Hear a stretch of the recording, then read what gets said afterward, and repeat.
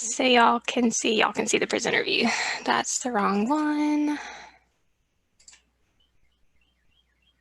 Can you see the presenter view or you see the regular slideshow? I see a regular slideshow. Okay, cool. Alrighty. All right, I'll go So, ahead and introduce you if you want before we. sure. Sure. Hi, everyone. Thanks for coming out to the Lissa Career Day. We are happy to have Allison Cruz with us at this time. She graduated from UNCG with her MLIS in December 2019, and she's previously worked as a research associate at NT Biotech. Right now, she is an associate fellow at the National Library of Medicine, and we're just happy to have her. Thanks so much, Allison. Thank you, and thank you for your patience while I was dealing with technical issues this morning. And thanks for joining me today and letting me talk to you all. So the goal that I had when I was putting this together was to try to give everyone an idea of just where to start. So these are just some ideas for sort of jumping off. It's not going to be an exhaustive list, but some things for you to consider as you begin your job search. And again, I'm Allison Cruz, and I've put my email there on the slide. Please feel free to contact me at any time if you have any questions or there's anything you think I can help you with. I would love to help out. So, on the goal of starting your job search, I think that the best thing to do is to take some time and to start with yourself. And it's okay if you're already in the middle of your job search to pause and do these things. I do these things regularly for myself, even though I'm not currently. Well, I'm kind of on the job search too, actually. But no matter where you are in the process, I think this is a good thing to slow down and do. So take some time and sort of sit on your own in a quiet place, maybe with some pen and paper or your laptop if that's what you prefer, and ask yourself some questions to try to identify what your goals and expectations are. And I know that this can be frustrating maybe at times. If your goal is, I need to find work, I need to find a job, and that's full stop what I'm looking for. However, even if that is just, plainly your goal, I think that it's still valuable to ask yourself questions about, well, okay, what would my ideal role look like? What kind of job would I really want to be doing? And then ask yourself why. And I think that question of why can be very beneficial. Because if you go ahead and ask yourself that question now, then that question can keep from surprising you later on. As you go through job searching, it's easy to start to get exhausted and you'll start to ask yourself, like, why am I doing this? What is it that I'm actually going for? So take some time. I do this, I take walks and I just ask myself, like, what is it that I want to do? What are my interests? What am I actually passionate about? And by doing that, I'll kind of start to come up with some vocabularies to really speak to what my passions are. And that's very helpful for me when I'm talking to people about jobs, when I'm thinking about my resume and things like that, to go ahead and have that vocabulary prepared ahead of time.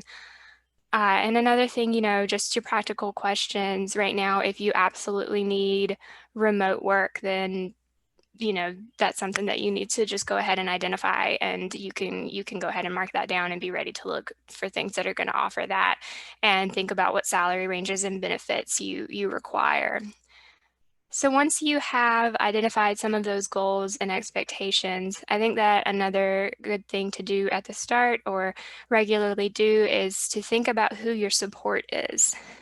So for a practical step, when you are doing your job search, go ahead and contact your references if you can. Identify them first if you haven't done that yet. Identify your appropriate references. But once you know who your references will be or who you want them to be, give them plenty of time. Let them know, hey, I'm on the job search. I'm going to begin to do applications soon.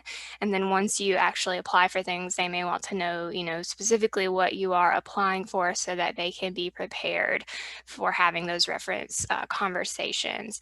One thing that I always ask for when someone asks me to be a reference, I ask them if they can to please let me know the phone number that the person will be calling from if it's going to be a phone call. And that way I can be sure that I pick up that phone number and, don't dismiss it as a spam call or an unknown caller.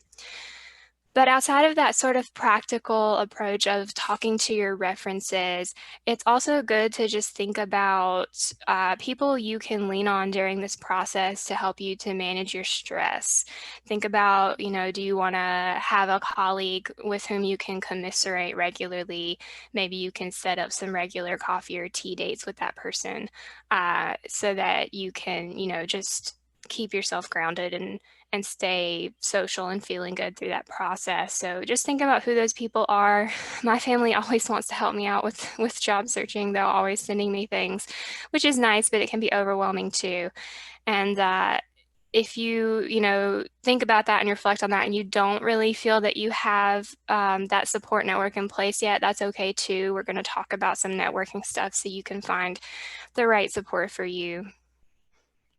So another thing that you may want to do right at the beginning is to go ahead and set a schedule for yourself.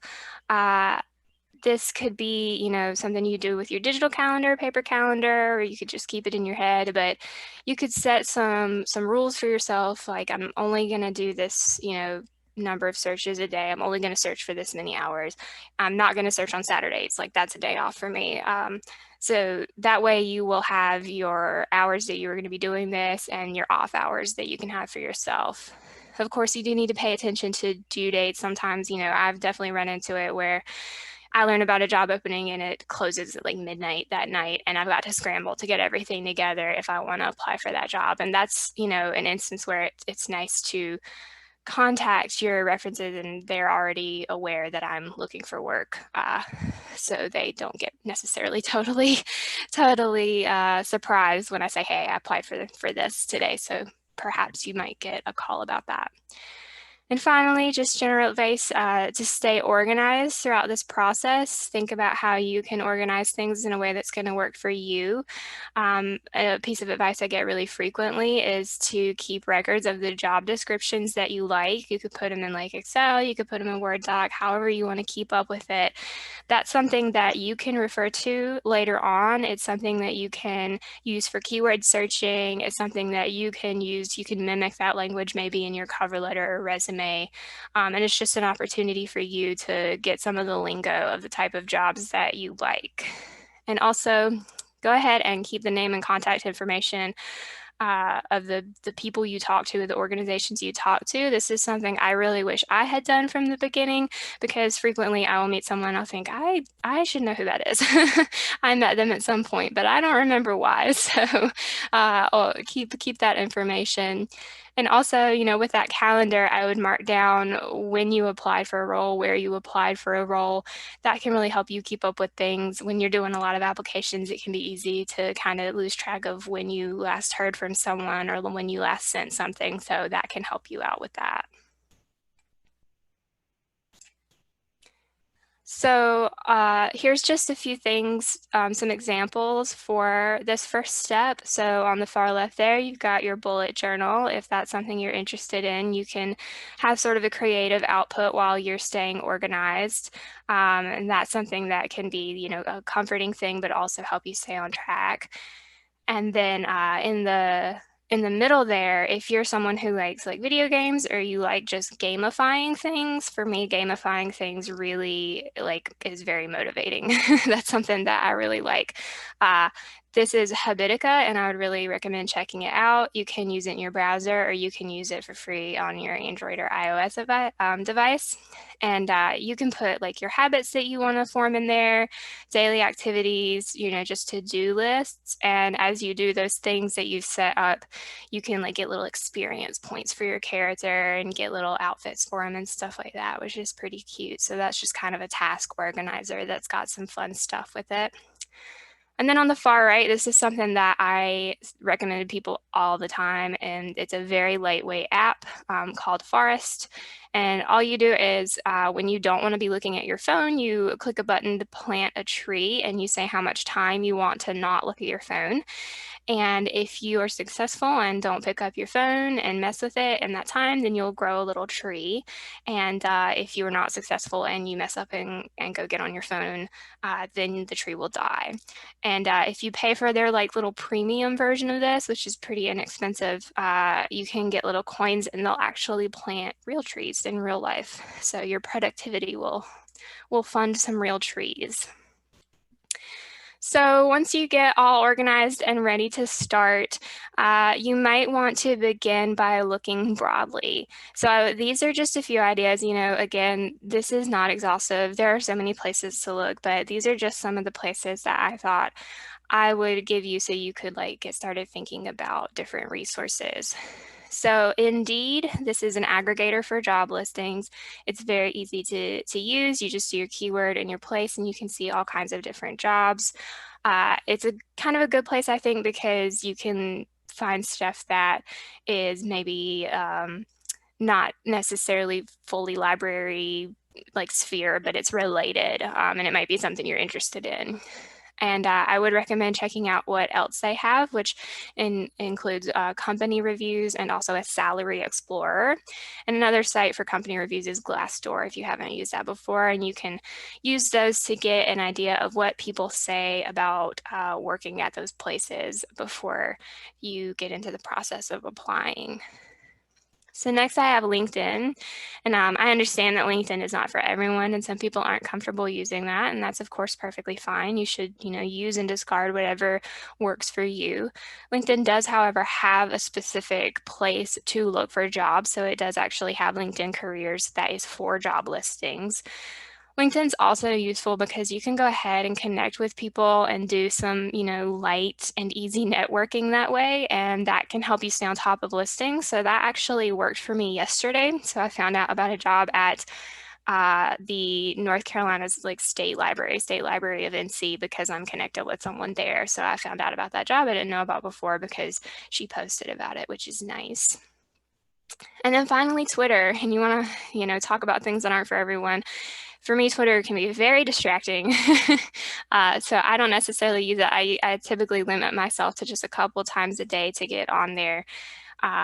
But what is good about Twitter is that you can learn about listings really quickly because people will go and tweet things so quickly.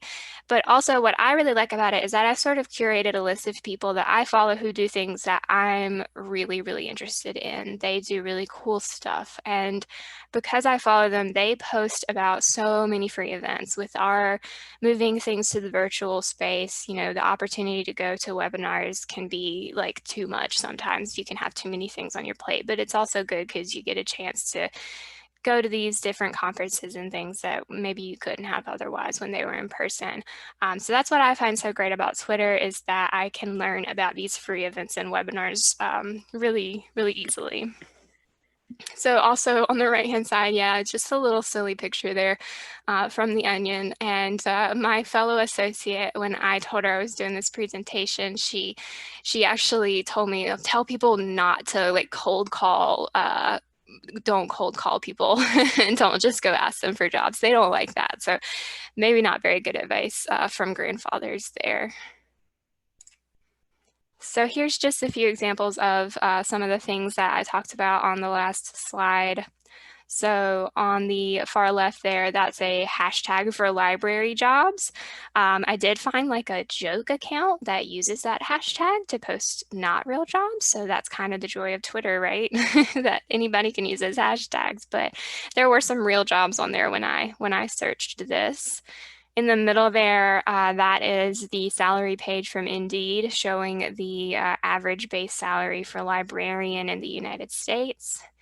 And then on the far right, that is hard to see, but that is the LinkedIn careers page. Sorry, it's so small. And what I've done there is at the top, they actually have a filter for remote. So I selected that filter. Oops, sorry. So let's talk about narrowing the search. So those were just, for all kinds of jobs, but there are a ton of resources out there for library jobs specifically, and you can get very specific with it with the type of library field that you're interested in. So you might want to start with something like ALA job list. You do not have to be a member of ALA to use this. You can make an account without being a member. You can search, you can set up alerts, you can post a resume and do all these things for free. So that is a useful one for library jobs. I put USA Jobs on here. That one is for federal opportunities, but there's also governmentjobs.com, and that's for public sector jobs. So if you're interested in either of those, then you definitely are going to want to use those resources pretty regularly because that's where those jobs get posted. Next, I have LibGig, and that second one stands for I Need a Library Job. So LibGig is run by this group called the LAC Group. It's like a vendor, but they post all kinds of library jobs on it, and it's very easy to use. I Need a Library Job. It's a little trickier to navigate. They post jobs daily, and I have a screen that I'll share on the next slide to show where that is. It is volunteer led. It's been around for a while. It is a great resource. It's just a little harder to use than some of these other ones. And then next, I mentioned the organization career centers. So MLA and SLA both have these. Probably plenty of other organizations do as well. So if you know an organization that you're interested in that you think would have jobs that would be relevant to you, then you might want to check there for career listings.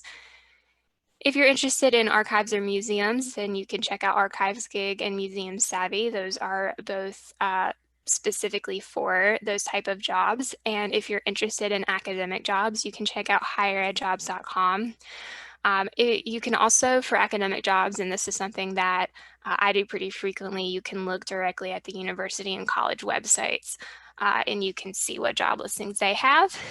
And you can also look at your county's career page and other state and regional library web pages as well.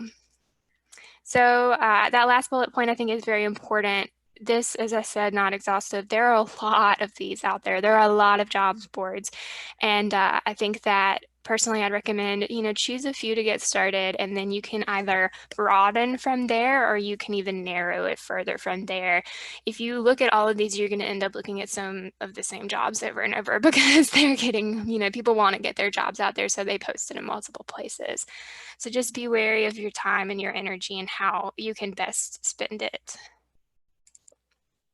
So here are those screenshots from I Need a Library Job. So on the left-hand side, they are telling you exactly when they post these. So Monday through Thursday is when they post them. There are these PDFs, these cumulative PDFs where you can look at what jobs have been posted.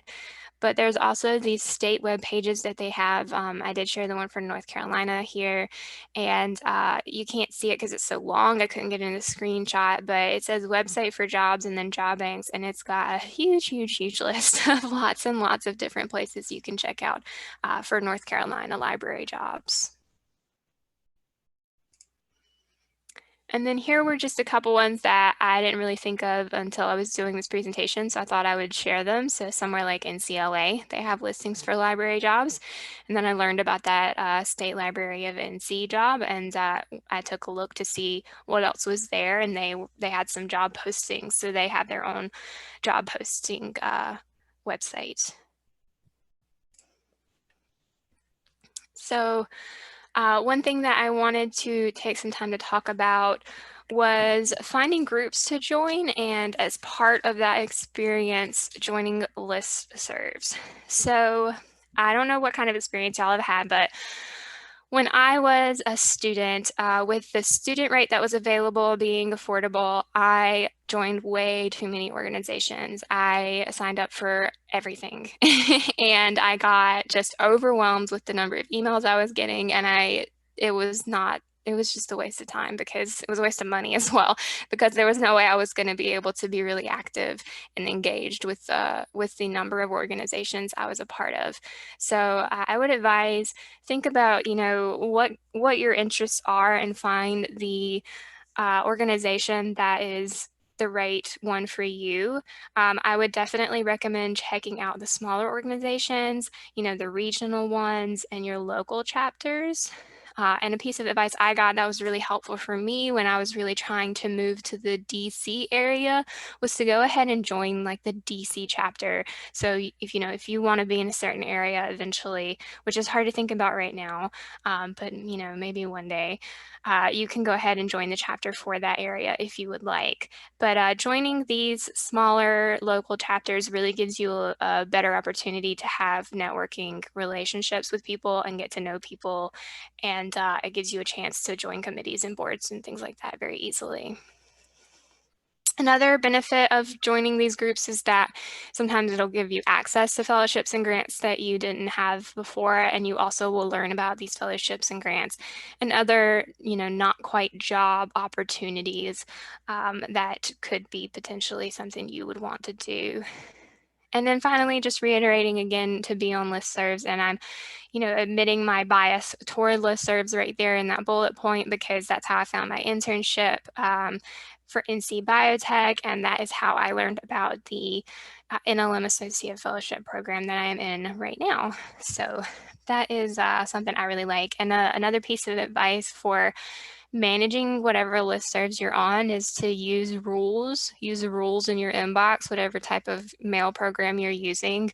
You know, make folders and things like that so that not every conversation someone's having on a forum is getting sent directly into your inbox every day. So I did put a little brief break in here, but I have a feeling I probably am talking really quickly. So let me look at the time right quick because I haven't done that. That's not too bad. So we want to take like a 3-minute break, or do y'all want to keep going?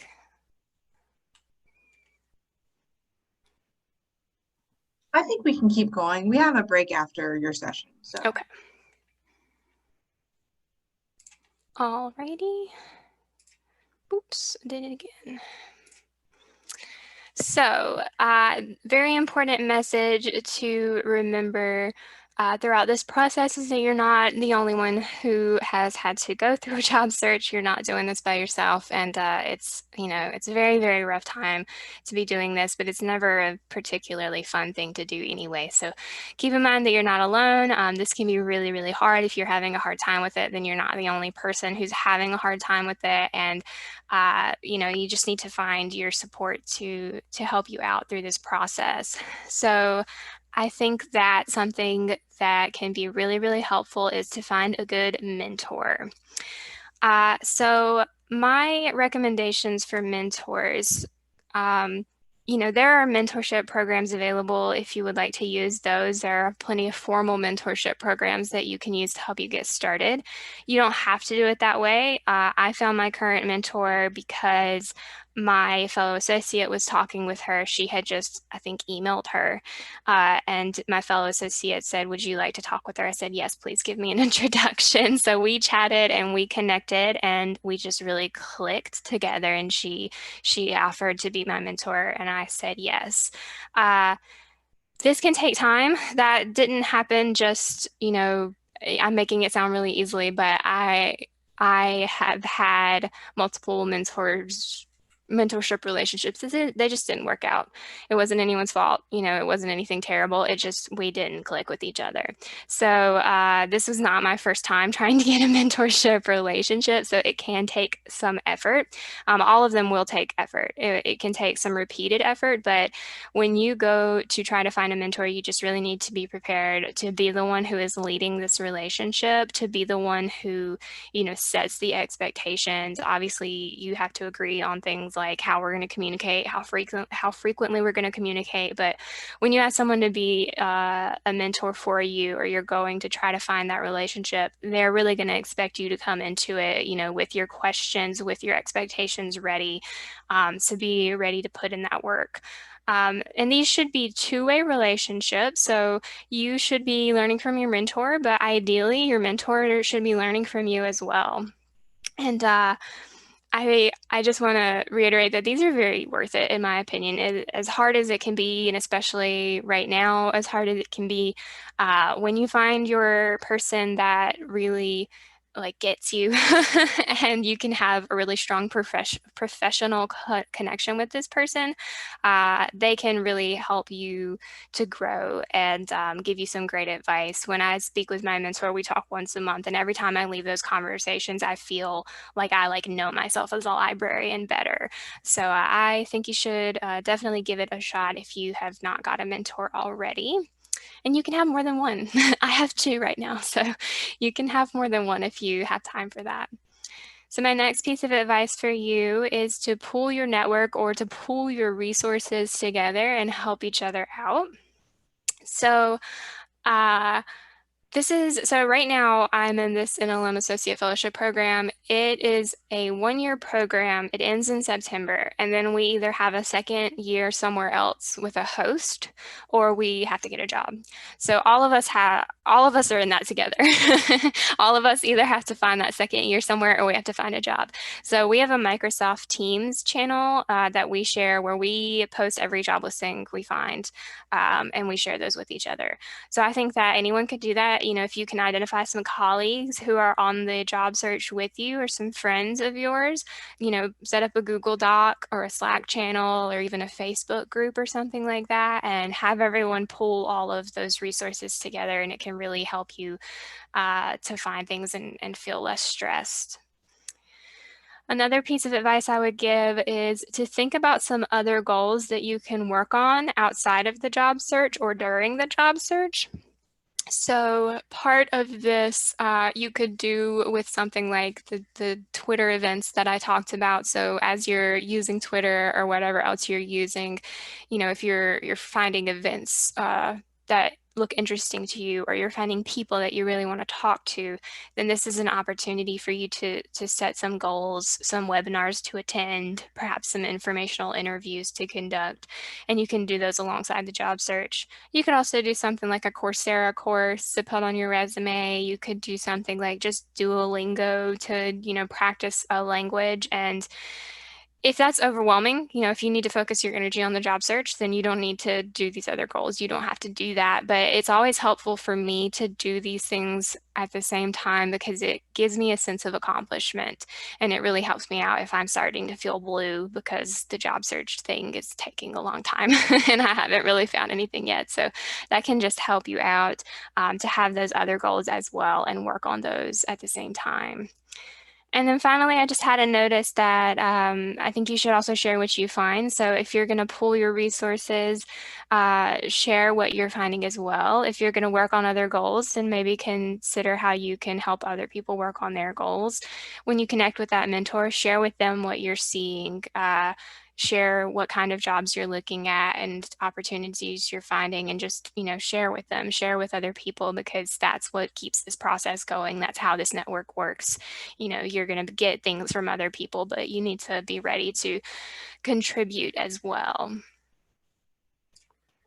So here, this is just a screen cap from an ALA website with mentoring programs. And I don't know, I didn't check all these, so I don't know if they're active right now or if they, you know, are still going on or anything like that. But it's just an example of the different opportunities that there are out there. And again, you don't have to use one of these. If you are able to identify someone who you think would be a good mentor for you, then you can maybe reach out to that person or ask someone for an introduction. And if you use something like MLA, then they have a whole little directory where you can look people up, and there's different filters there, and you can find people in specific fields, and they will have put something on their profile to let people know if they're available to be a mentor. So you can just email them and say, hey, I found your information and saw that you were willing to, you know, be a mentor. I was wondering if we could chat to see if that would be something that would work out for us. So again, on that subject, let's talk about forming meaningful professional relationships. So I've already talked about this a little bit. looking for committees and boards and other opportunities so that you can get involved.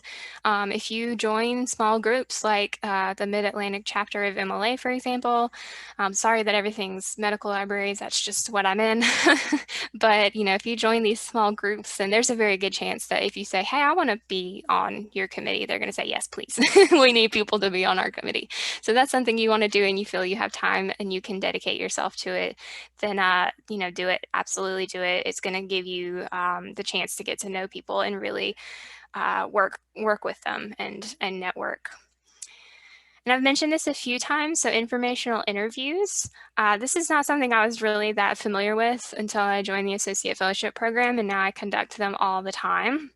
So if you go to an event of some kind, you go to a webinar and the speaker is just really cool and awesome and they're talking about stuff and you want to know more about it and you're just really, in awe of this person.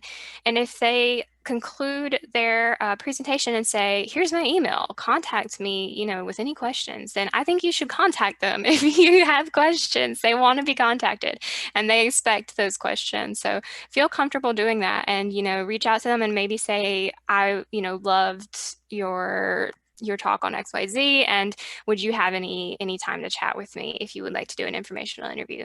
And there are other ways to identify people to do these interviews, things like that directory, just, connecting with other people and asking them for an introduction. And even, it depends, like, I hesitate to say, like, just email people out of the blue, but just use your best, like, judgment, use your common sense about what you know about this person and what information they have put out there and whether or not you think they would be comfortable with that request. But typically, I think the worst thing that can happen is that they say no or that they say it's not the right time, and that's fine. It's not the end of the world. And be prepared for that because they might just not be able to give their time to you. But if they do say yes, then be very respectful of that time. They will expect you to have questions ahead of time. They may even ask for you to email them. So do not go into these informational interviews unprepared. Have at least a few questions ready to get them talking so that you don't go in there and just kind of look at them like, okay, tell me about X. Have some things that you're ready to talk to them about. And I put a note here to pay attention to the time zone. I chat with people from all over the country, and so this is something to be aware of. And uh, other people might have different opinions, but I don't think that you should schedule things during people's lunch hours. So just be mindful of that and think about how you're using their time. And to that end, make sure you say thank you. This is a piece of advice that I got before I was in the fellowship program, just to say thank you all the time. Say thank you to people, send them thank you messages. And it's, I'm embarrassed to admit, but it's just not something that I necessarily thought of all that often to make sure that I'm saying thank you to people. So make sure that you do that because it is polite and people deserve to be thanked, of course. And also because it gives people a good impression of you. And then this is a very important thing to talk about. And this is something that is true for absolutely all of these relationships I'm talking about. This is true for your mentorship relationships. It is true for all of your networking. Don't go into these relationships with the thought in your mind of, I'm talking to this person because I want them to find me a job. That's not really a mentor's job. That's like a recruiter's job. And if you go into something like an informational interview, and all you want to do is talk to this person about how they can help you find a job, they're probably not going to like it.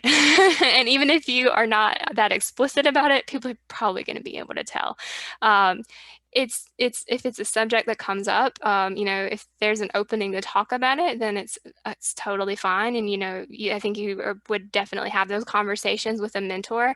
But your goal when you're forming these relationships should be to have a strong professional relationship. Because if you're going to take the time to form them, don't form it solely around getting a job. And then once you have a job, just toss that relationship aside. No way. It should be for growing as a librarian and learning things and having support. And I think that if you go into these relationships, you don't have to let go of the expectation of finding a job. You don't have to let go of that as a goal. But if you go into it with that as being just one of the secondary things, I think it will actually make it all so much more successful, and you'll have a better chance of having that relationship grow into something that will help you get a job.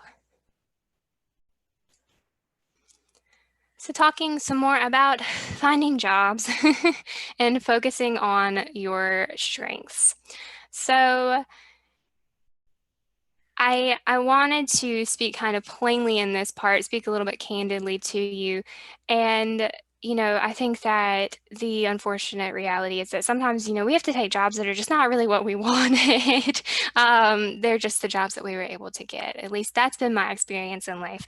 Um, and I think that it can be difficult when you're in those roles to think about your perspective and things you can do to have a healthy perspective. But when you find yourself either, in a job that is not necessarily related to library or information profession work, or it's not necessarily the type of work that you want to do, think about the things that you can get out of that job that will help you with the role that you eventually want. So, my example of this is always customer service because I worked retail for years. I worked retail, that was the only type of job really pretty much that I had until I finally was in library school and got a library job. And customer service, in my opinion, is extremely valuable. It has been so valuable to me. Um, Throughout school and throughout my role at NC Biotech and as an associate fellow. And when I talk about that, sometimes people really get it and they are fully in agreement and they totally see that. And then sometimes people are like, huh, I never really thought about how that could be related. So because of that, I think that it's something that you can think about and champion is how these different experiences and how your background and how your perspective are going to be valuable, even if it's experience that you're getting from something that's not a library job. So, on that point, don't focus on the experience or skills you lack. Focus on the things that make you a good choice for a role. I see a lot of the time, I see early career librarians will sort of start a conversation with, well, I don't have this experience yet, or I don't actually know anything about X yet. And then they'll say, but, YZ. I wouldn't start your conversations with that. Don't start with, here's what I don't have. Start with, here's why I'm interested in this role. Start with, you don't necessarily have to talk about the things that you are lacking. Think about what makes you passionate. Think about what you are going to bring to it. And sometimes what you're going to bring to it is just it's passion. It's how much you love it and how much you want to do it. And that can be really valuable. My mentor tells me all the time that she doesn't hire for skills and experience, she hires for attitude. She can teach people with a good attitude how to do anything. And if she gets someone who knows how to do things, but they have an attitude that isn't going to work, then that's just not going to work out. So, um, you know, those messages can be tiring, I think, sometimes, like, be yourself, be honest, but speak towards your passion and don't worry about the things that you don't have yet. Think about why it is that you want it, because people are going to hear that and people are going to like it. And remember always that what your voice is, whatever your perspective and experiences are, they're valuable, they're meaningful. You deserve to have a job. You will have a job. You deserve to be heard, and there's a reason that you're here. And just don't ever forget that. Don't ever let your lack of a specific experience or something like that make you think that you aren't good enough to get a job. You have what makes you unique, and that is something that is extremely valuable. And the workplace that you're in needs to see that and respect that. That's very important. So I thought that I should definitely address applying for jobs where you don't meet all the qualifications. So I would say that in general, I would lean toward going ahead and applying for things, even if you don't fully qualify for them. There's a lot of reasons for that. Most people don't 100% qualify for a job. Uh, Sometimes job descriptions have things in them that the HR person put in there and you don't necessarily meet it. Sometimes things haven't been updated, so it's not that big of a deal. Um, but if you feel you can do the job and if you think that, it would be a good job that you could reasonably do, then apply for it, even if you don't have all the experience, even if you don't know how to use something yet. However, even though it can be tempting when you really need a job to just apply for everything, I would not recommend applying for absolutely everything you find. Um, it's just going to get exhausting. If you really, don't meet the qualifications, or, if it would just be beyond you, then don't apply for that job, I think, because it's just going to wear you out, and it's going to like lower the quality of your applications in general, because you're constantly applying to things. So some other tips that I wanted to give, I did want to kind of just briefly mention scams. I know that, as librarians and information professionals, we have this great info literacy skill, but right now with remote work, with people really needing work from home jobs, there are a lot of scammers. There are a lot of people taking advantage of people, unfortunately. So um, if something seems too good to be true, or there's something weird and off about it, then stop and do your research and be careful. Um, if you are putting your resume everywhere, then you might just want to consider like what kind of information you have on your resume. I've had times before where I was Googling things that had nothing to do with a resume, and I pull up someone's resume or CV, and it has just all kinds of personal information that's just right there on Google. So that's just something to think about, of things that you might want to leave off of the resume, or, places that you might not want to share it if you are worried about that. And I also had a note here to think about ways that, legitimate employers sometimes take advantage, whether or not they mean to.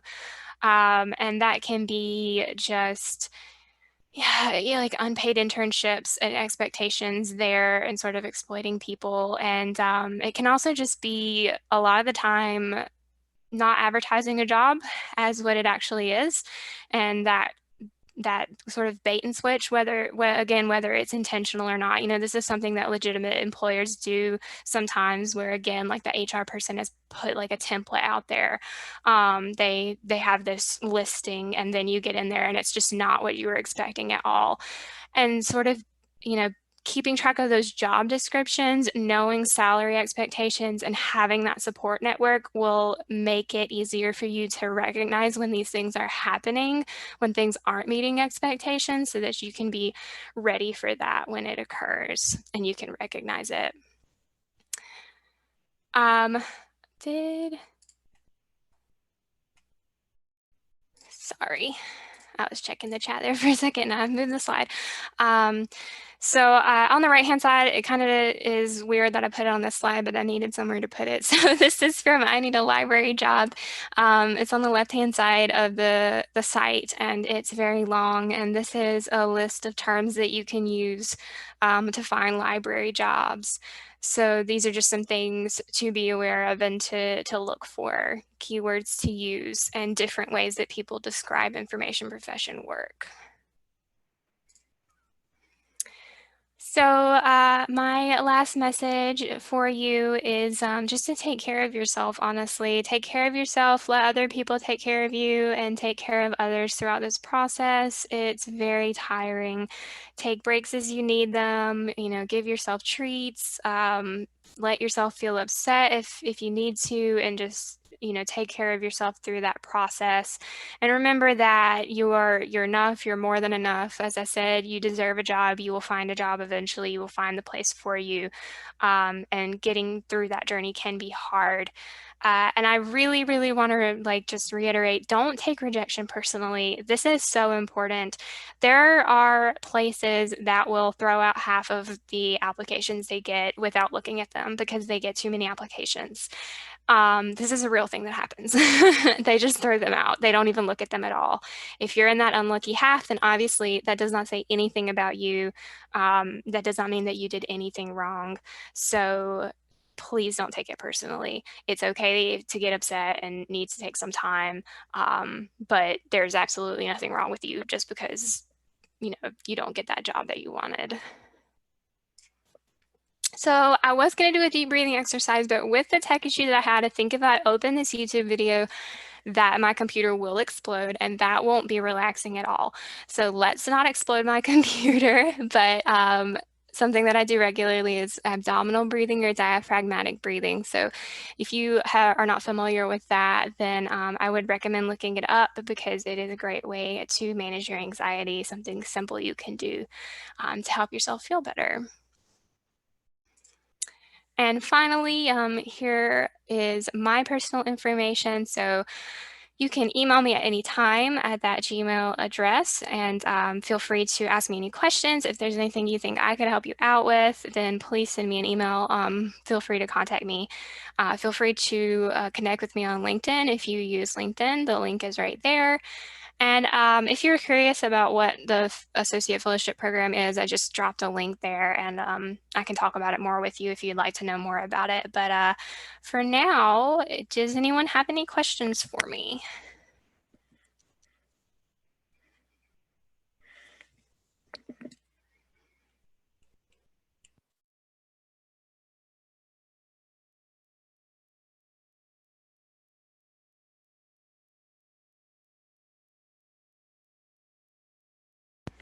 Okay, I don't hear anybody. So if you do end up having questions later on, then contact me and about my NC Biotech experience. Yes, you can reach out to me. And if you have a specific question that you feel comfortable asking now, feel free. But if not, then feel free to just send me an email. And I can provide these slides to someone to pass out if if people want them. If you want to email them to me, I can distribute them. Okay. Thank you so much. This has been such a encouraging presentation. Just I'm in the job search right now, and just good tips and some encouragement that I'm kind of doing some of the things right. So it was very helpful. I'm very glad to hear that. I really wanted it to be positive. I was trying to add a few don'ts in there just because I felt I needed to, but I wanted overall to be a positive message. So I'm happy to hear that. Hey, and I appreciate you mentioning the part about HR having to throw information out, like applications. I worked in human resources and that did happen. And also, if you have a window of time where a job is open and you have really good candidates and you're already kind of going in between, say, 3 or 4 candidates that are really promising, and then at the very last minute you get someone in, they don't always consider that person. So do be mindful of deadlines. And sometimes you can't always help that, I know, because you happen to stumble upon it and it's like the end of the deadline. And certainly apply, but be mindful sometimes they are already in that process. So I was glad you mentioned that because that does happen. And one other thing I didn't mention as part of that experience, you never know when you're the second place sometimes. Like I don't typically get, any kind of rejection notice. I think that most of the time people don't get anything for a rejection notice, or at least that's my experience. But, you could have been the next to last right there, and that other person just inched you out the tiniest bit, and you won't know that. So don't feel bad. I recently heard of someone who they actually someone they had already hired someone, but then that person had backed out of the job. So they found out they were the second place because they were like, hey, we actually need someone again. So it's kind of interesting experience to hear about.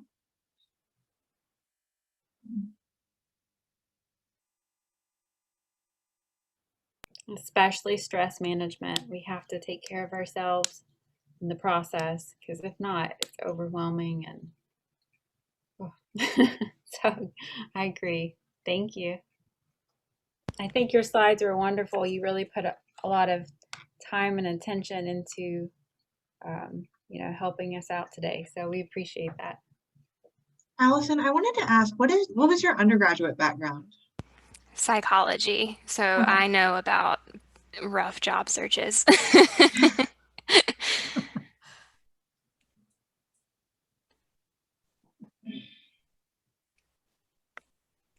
Well, thank you again so much for joining us. I'm sorry we had some tech issues in the beginning, but overall that, I don't think it affected anything really. Yeah, no worries. Thank you for having me. And I will get those slides to you, and y'all have a great rest of your day. Thank you, you too. And Thanks so much. we have another session at 1 o'clock with Martha Anderson, who is here with us right now. So if you want to come in and learn about interviews. All right. Yes, and all of this will be archived on the LISA resource site under careers. So we'll have videos and any additional information that Karen sends our way. So All right. Thank you. Awesome. Thanks so Bye. much. Bye.